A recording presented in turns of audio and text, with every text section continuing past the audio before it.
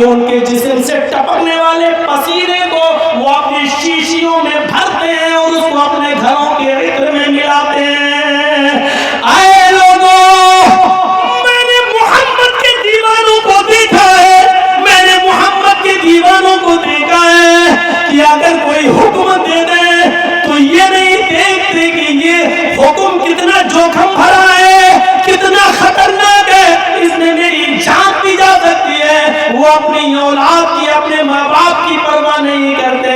حکم زبان سے نکلا، اس پر آمنا و صدقنا، فوراً اس پر عمل پیدا ہو جاتے ہیں۔ قسم ہے اس ذات کی جس کے قبضے میں سارے انسانوں کی جانیں، محمد کے دیوانوں کی نظروں میں محمد رسول اللہ کی جو عزت ہے وہ میں نے کیسے و کسرا بادشاہوں کی بھی نہیں دیکھی جو ان کے دیوانے ان کی کرتے ہو۔ میں نے آج تک کسی بادشاہ کی وہ عزت نہیں دیکھی۔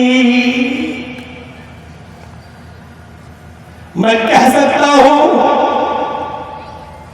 بخاری شریف عروہ کے اس منظر کے بعد اس تو اپنے کافروں کو، اپنے ساتھیوں کو یہ منظر بیان کر رہا ہے۔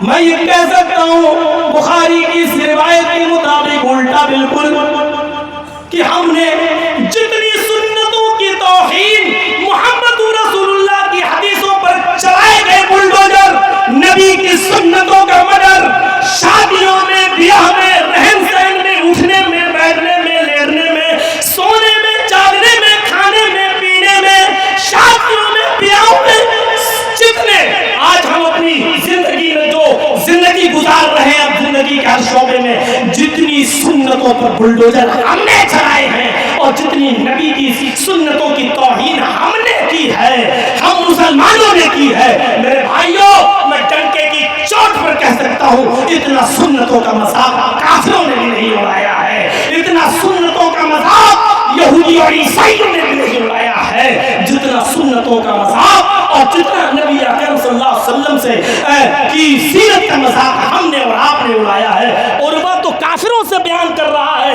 کہ ہم نے جو عزت محمد کی، محمد کے دیوانوں میں دیکھی ہے، ہم نے تو بادشاہوں کی بھی وہ عزت بادشاہوں کے دیوانوں میں نہیں دیکھی ہے۔ اور ایک ہم ہے، ایک ہم ہے، تصور کرو کیسے ہمارے کلیجے ادھر آرام کی آواز آتی ہے حی علی الصلاۃ اور بغل میں چائے کی ہوٹل کھلی ہوئی ہے، کیسے ہمارے دل گوارا کر لیتے ہیں۔ یہاں حی علی الصلاۃ کی آوازیں آ رہی ہیں اور یہاں میرے بھائیوں بارات آئی ہوئی ہے 200 250 آدمیوں 300 آدمیوں کی، اور اس وقت ان کو ناشتہ چل رہا ہے، بغل میں مسجد ہے، امام نماز پڑھا رہا ہے، وہ آئے گا تو نکاح پڑھائے گا، لیکن یہ باراتی ناشتہ کر رہے ہیں۔ کیا حی علی الصلاۃ کی آواز ان کے لیے نہیں تھی؟ میرے بھائیوں بخاری شریف کی حدیث ہے، حضرت عائشہ بیان کرتے، حضرت انس بیان کرتے ہیں، میں نے حضرت عائشہ کو دیکھا، نبی کی بیوی کو دیکھا کہ اللہ کے نبی اپنی بیوی عائشہ کی رات پر ان کی گود میں سر رکھ کر سو رہے ہوتے ہیں اور ہنسی مذاق کر رہے ہوتے ہیں، پیار بھری باتیں کر رہے ہوتے ہیں، اپنی بیوی کے سر پر لیٹے، رات پر لیٹے ہوئے ہیں اور ان سے گفتگو کر رہے ہوتے ہیں۔ حضرت عائشہ بتاتی ہے، بیان کرتی ہے کہ اللہ کے نبی جب میری رات پر میری گود میں سر رکھ کر لیٹتے تھے اور مجھ سے گفتگو کرتے تھے تو ایسا لگتا تھا کہ مجھ سے زیادہ کسی سے محبت ہی نہیں کرتے، مجھ سے زیادہ کسی سے پیار ہی نہیں کرتے۔ اچانک حضرت بلال کی آذان کی آواز نبی کے کانوں میں پڑتی، اللہ اکبر اللہ اکبر، جیسی آواز نبی کے کانوں میں آتی، حضرت عائشہ بیان کرتی ہیں، بخاری کی روایت ہے کہ آذان کا جملہ آ گئی، وہ مجھے دھکا دیتے، وہ مجھے گرا دیتے، وہ مجھے دھتکار دیتے، وہ مجھے اپنی گود سے سر ہٹا کر ہاتھوں سے دھکا دے دیتے، میں ڈس بیلنس ہو جاتی، میں ادھر سے ادھر ہو جاتی، کنویں کی طرف پڑتے، وضو بناتے، پھر پورے وضو تک میری طرف نظر اٹھا کے نہیں دیکھتے اور سیدھے حجرے سے نکلتے، مسجد نبوی میں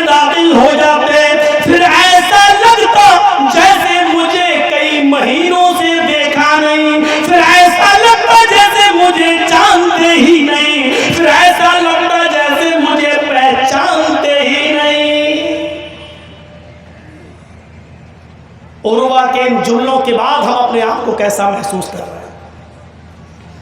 وہ فخر کے ساتھ کافروں کو بتا رہا ہے کہ محمد کے دیوانے محمد کی اتنی عزت کرتے ہیں، یعنی وہ یہ بتانا چاہ رہا ہے کہ کل اگر محمد رسول اللہ اپنے دیوانوں سے کہہ دیں کہ جاؤ مکے پر قبضہ کر لو، حملہ کر دو، تو محمد کے دیوانے اپنی جان نہیں دیکھیں گے، اپنا مال نہیں دیکھیں گے، وہ جوخم نہیں دیکھیں گے، کود پڑیں گے اور مکے پر اٹیک کر دیں گے۔ وہ یہ بتانا چاہ رہا ہے کہ محمد کے دیوانے کبھی اپنی جان کی فکر نہیں کرتے۔ محمد رسول اللہ صلی اللہ علیہ وسلم کی زبان سے جو جملہ نکلتا ہے اسی پر لبیک کہہ دیتے ہیں۔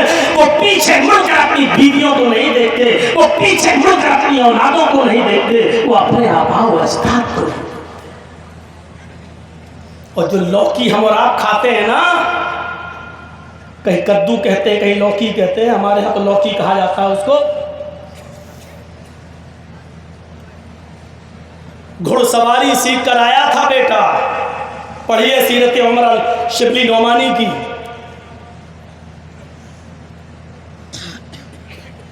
گھڑ سواری کر کے تلوار چلانا سیکھ رہا تھا عمر فاروق کا بیٹا، اور گھر میں آیا پسینہ بہاتے ہوئے، ابو بھوک لگ رہی ہے، کیا پکا ہوا ہے؟ کہا بیٹے رکھا ہوا ہے کھا لو۔ ڈھکن ہٹایا، کیا دیکھتا ہے؟ وہی لوکی پکی ہوئی ہے۔ بیٹے نے بس اتنا کہا، اف کے لفظ ہے۔ یہ بھی کوئی کھانے والی چیز ہے؟ پورا نہیں کہہ پایا تھا، یہ بھی کوئی کھانے والی؟ ایسے اپنے باپ کو دیکھتے ہوئے، یہ بھی کوئی کھانے والی؟ بس اتنا ہی کہہ سکا تھا۔ کیا دیکھتا ہے کہ حضرت عمر فاروق کے ہاتھ تلوار کی میان پر حرکت کر رہے ہیں۔ وہ عمر کہ جن سے اللہ کے رسول نے بھی کہا تھا کہ عمر تلوار نکالنے میں جلدی نہ کیا کرو، جب تم میان سے تلوار نکالتے ہو تو محمد آسمان کی پیشانی پہ پسینہ دیکھ لیتے۔ بیٹے نے کہا نہیں میں کھا رہا، اور پیٹ بھر کے کھانا کھایا۔ اور جب لوکی پیٹ بھر کے کھا لیا، اپنی اولاد کی فرمائشیں پوری کرنے والوں، اب تو آن لائن آ جاتا، برگر آ جاتا، پیزا آ جاتا، یہ نہیں کھائیں گے، یہ بھی کوئی کھانے والی چیزیں ہیں؟ حضرت عمر نے تلوار کی میان پر ہاتھ حرکت کرنے لگے، بیٹے نے کہا پورا کھایا، لیکن اس کے بعد حضرت عمر نے کہا بیٹے کھا لیا؟ کیا ہے یہ معلوم ہے؟ الدبہ، عربی میں لوکی کو دبہ کہتے ہیں، الدبہ۔ کہا اچھا، میں نے اپنے نبی جناب محمد رسول اللہ کو اس لوکی کے بارے میں دیکھا ہے کہ گوشت میں پڑی ہوتی تھی تو آپ گوشت کی بوٹیاں چھوڑ کر پہلے لوکی کھایا کرتے تھے۔ قنوج والے ہیں کہ نہیں؟